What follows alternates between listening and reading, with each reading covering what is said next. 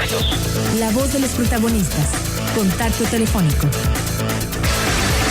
Ana Martínez, consultora del IMCO, está con nosotros vía telefónica. Te agradecemos mucho, Ana, que nos acompañes en esta emisión de Contextos. Juan Ceballos y Marcela Pámanis te saludamos. Y contigo vamos a hablar sobre la pobreza en nuestro país en lo que va del sexenio. ¿Cifras nuevas, Ana? Hola, buenos días, Marcela. ¿Hay cifras nuevas en la pobreza en nuestro país en este sexenio? ¿Se ha incrementado la cantidad de pobres? Pues justamente estamos esperando, con base a una encuesta que va a publicar el 15 de julio el INEGI, la que se conoce como el módulo de condiciones económicas, vamos a poder tener, digamos, la fotografía completa de qué está pasando. Pero ya podemos tener algunas cifras importantes. Creo que la que más se destaca es que ha sido en los últimos meses, y sobre todo en lo que va de este año, una recuperación en el ingreso, en el poder adquisitivo, en el ingreso real de las familias. Entonces veníamos de datos muy bajos, de alrededor de 1.500 pesos, ya deflactado en el primer trimestre del 2015, y ahorita logramos alcanzar para el primer trimestre del 2016 una cifra mucho mayor, que es 1.665 pesos por familia, que nos regresa a cifras que no veíamos aproximadamente desde el 2012. Entonces, eso es una buena noticia, y sin embargo hay que mencionar que está muy influenciado por la baja inflación que hemos visto en los últimos meses en el país. Entonces, para explicarle un poco a tu audiencia, el poder adquisitivo real, la forma en la que se calcula es, entre más crezcan los precios de los alimentos y de los demás productos de la canasta básica, pues más se reduce el poder adquisitivo de las personas. Lo que hemos visto en los últimos meses es que el precio se ha mantenido estable, incluso ha bajado para muchos, y esto ha repercutido en una mejora en el poder adquisitivo de las familias. Uh-huh. Ciertamente, por eso es la intención del gobierno federal de ejercer y tener un control absoluto sobre la inflación, que creo que desde ahí se ha puesto mucho de la energía y la fuerza de todo el aparato económico del país. Sí, es un buen dato este que nos proporcionas, pero a ver, ¿qué hay en relación a la movilidad social? ¿Qué hay en cuanto a la calidad de vida del mexicano? Más allá de tener dinero con qué comprar los productos de la canasta básica, que generalmente por ahí va la inflación, ¿sí? Por medir los productos, los costos de los productos de la canasta básica y ver si el mexicano tiene la capacidad de adquirirlos. Más allá de ello, ¿tú encuentra el IMCO salidas a la pobreza que tengan que ver con la movilidad social o que tengan que ver con la mejora en la calidad de vida?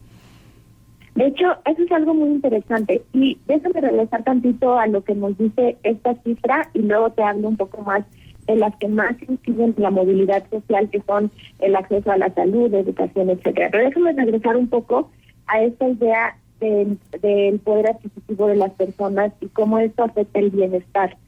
Aquí, digamos que hay dos fuerzas por las que una familia puede ver que su poder adquisitivo mejora. Una es la que acabamos de decir, es un crecimiento de los precios moderados. Sin embargo, esto es, número uno, muy poco dependiente de esa familia. O sea, es algo, digamos, es un factor externo, incluso muchas veces es externo al país. Por ejemplo, los precios de muchos alimentos se rigen por movimientos a nivel mundial, o del petróleo, o de bienes específicos en los que tenemos poco control. Y en este sentido, la inflación tiene un poder sobre el poder adquisitivo muy limitado. Entonces, lo que estamos viendo, ese crecimiento que yo les comenté, pues no va mucho más allá. No podemos, la inflación que vimos el año pasado fue históricamente baja. Entonces, la otra fuerza, la que realmente sería más importante que afecte el poder adquisitivo de una familia, es que aumente su productividad. Y al aumentar la productividad, aumente su ingreso.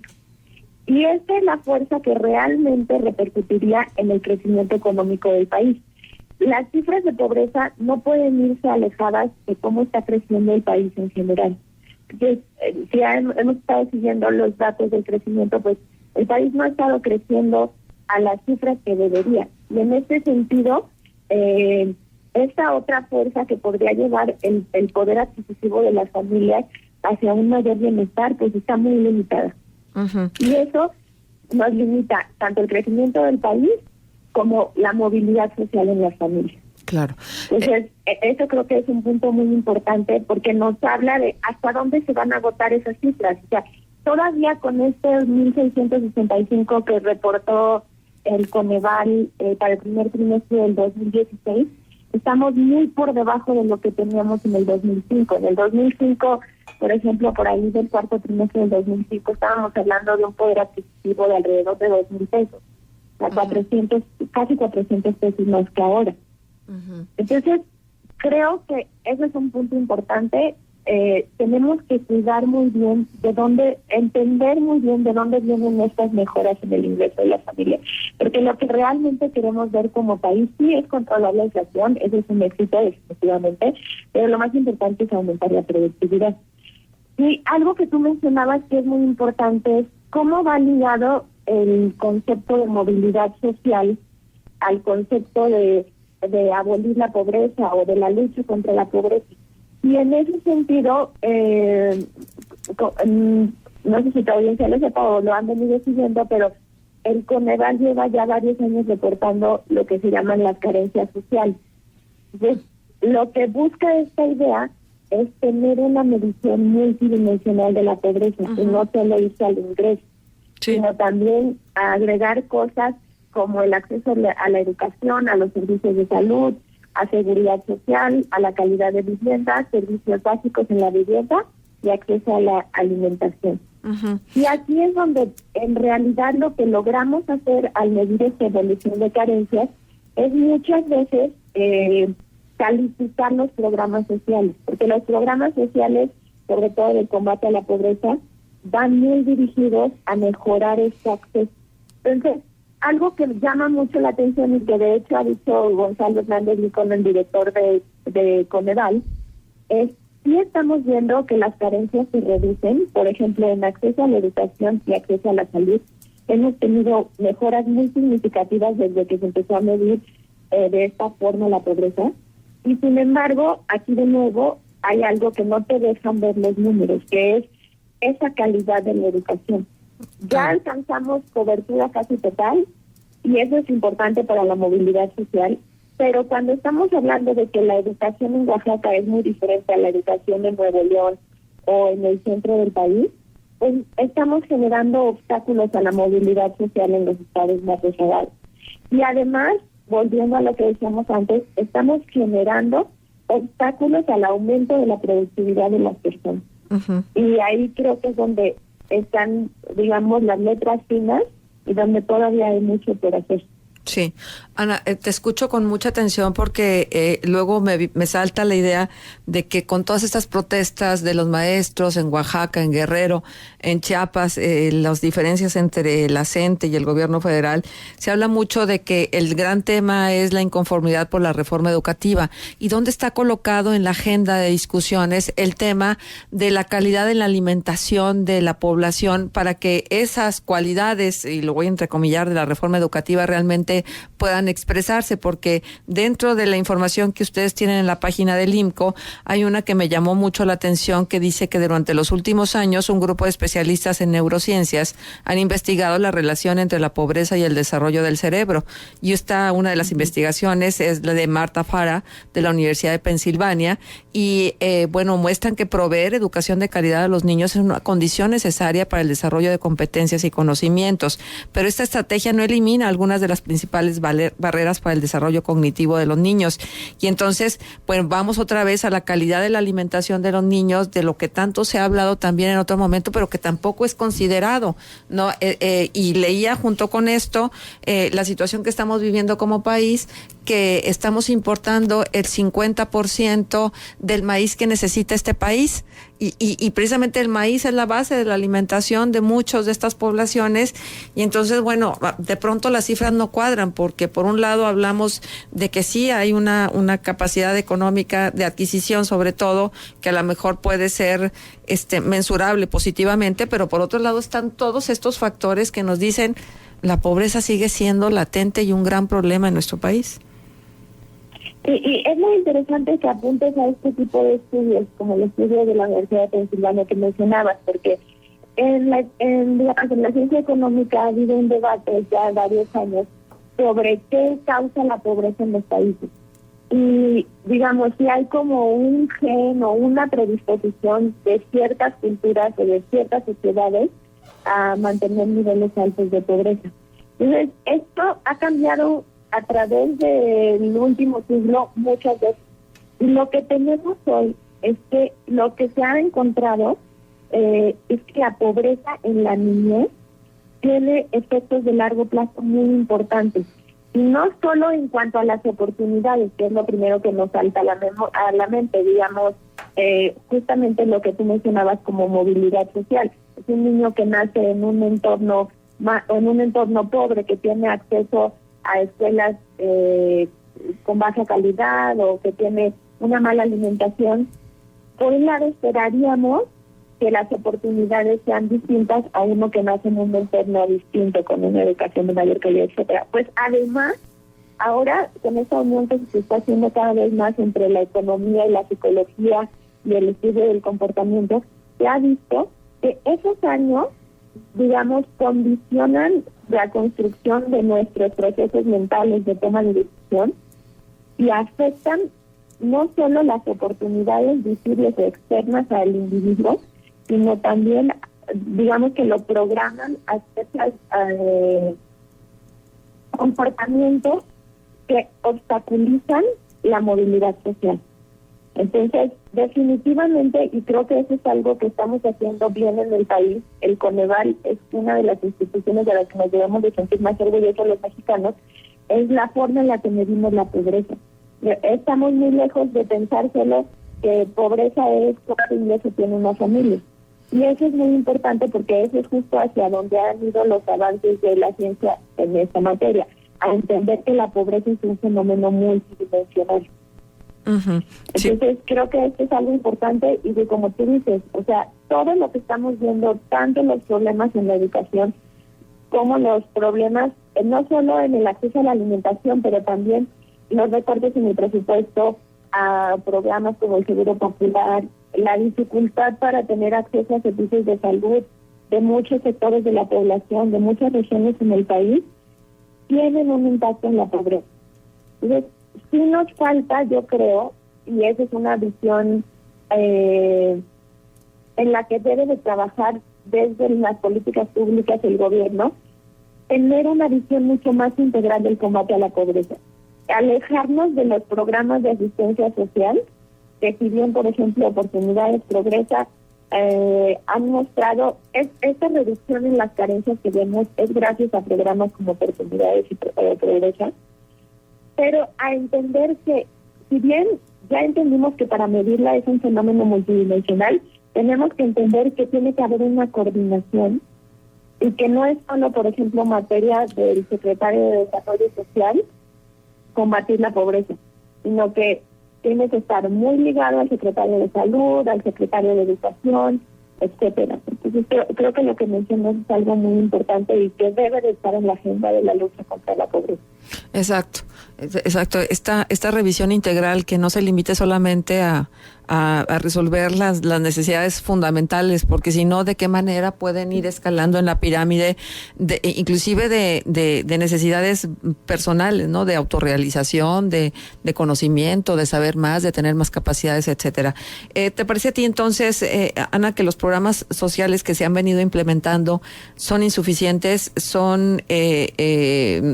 tienen otro tipo de intención, porque mucho se ha adjudicado a los programas sociales la intención de manipular el voto de los ciudadanos en pobreza? Sí, mira, en primer lugar, creo que lo que sí es importante es que, como te decía, tienen un efecto muy focalizado. Entonces, si hoy tú ves una tabla de evolución de las carencias sociales de 1990 al 2015, pues veríamos que hemos avanzado mucho en la materia. Pero el punto es cuánto más podemos avanzar. Ya, esos programas están limitados porque sí mejoran el acceso a la educación, ayudan a que las casas tengan piso firme y techo, mejoran las estadísticas de cuánto acceso a la electricidad hay en el país, de a qué distancia está el doctor más cercano. Para eso sirven muy bien los programas sociales, independiente de lo que tú mencionas de la manipulación y la compra del voto. Yo más bien me quisiera enfocar en esta idea de que sin aumentar la productividad y el crecimiento económico del país, la pobreza nunca se va a eliminar. Ningún programa social va a ser lo suficientemente grande o poderoso como para aumentar el ingreso de las personas de una forma sostenida. Por ejemplo, ahorita estamos viendo lo que te mencionaba. Si tú ves cómo ha evolucionado el ingreso, el poder adquisitivo de las familias en el país, pues, a pesar de todo lo que hemos invertido en todos estos programas, los datos positivos que estamos viendo específicamente hacia inicios del 2016 vienen de una decisión o vienen de esfuerzos totalmente ajenos a la Secretaría de Desarrollo Social, por ejemplo, que son el control de la inflación. Y creo que en el mismo sentido va la idea de que sin mejorar el crecimiento y la productividad del país, la formalidad en los trabajos, aumentar la productividad de los estados más rezagados. Por ejemplo, hoy tenemos una gran disparidad en la productividad. Los estados del norte hoy son alrededor de 2.6 veces más productivos que los estados del sur. Y tenemos una correlación altísima entre informalidad y pobreza, al grado de que los 7 estados con mayor informalidad laboral son los 7 estados con mayor número de pobres. Entonces, todas estas políticas de aumentar la productividad, generar una economía que fomente la formalidad, pues van mucho más allá de los programas sociales o asistencialistas. Y creo que esto, por más que ya lo vemos, porque la medición multidimensional de la pobreza justo nos permite ver esto, en la política pública vamos rezagados. No hemos logrado concertar una coordinación entre todas estas políticas que al final inciden en la pobreza. Y déjame hablarte de otra, la que estamos, creo que todavía años luz de entender que también importa, que es la distribución de la riqueza en el país. Entonces, también hay este debate y la distribución tan mala, como sabes, somos el segundo país más desigual de la OECD, consistentemente uno de los 25 más desiguales del mundo. Pues hay todo este debate en la economía, mucho más, digamos, ni siquiera ha permeado la política pública, de si es posible abatir la pobreza sin mejorar la distribución de la riqueza. Digamos, ese es un debate que ya se está llevando a cabo en países como Francia, refleja, por ejemplo, lo que pasó en Inglaterra con la polarización socioeconómica de la sociedad y el problema de representación democrática que significó el Brexit, etcétera. Nosotros estamos todavía más lejos, pero sí creo que el paso adelante es entender que sin aumentar la productividad y la formalidad no es posible abatir la pobreza. Bien, bueno, pues hay mucho camino todavía por andar y lo cierto es que luego hay autoridades, funcionarios públicos que se empeñan en hacer interpretaciones de los números y entonces decir, o de los datos duros que se ofrecen y decir vamos muy bien porque pues la capacidad adquisitiva de los mexicanos ha aumentado. Y la verdad de las cosas es que es limitar solamente a una visión reduccionista lo que te ofrece ese dato. Tendría que analizarse de una perspectiva muchísimo más general y más integral de lo que significa eso, de que tenemos más capacidad adquisitiva, ¿no? Ana, pues mucho que platicar con ustedes. Les agradecemos mucho a ti, al IMCO, que hayan estado presentes con nosotros en Contextos y bueno, colocar dentro de la agenda este tema de la desigualdad y de la pobreza. Muchas gracias a ti, Marcela. Un saludo muy fuerte. Gracias, Ana.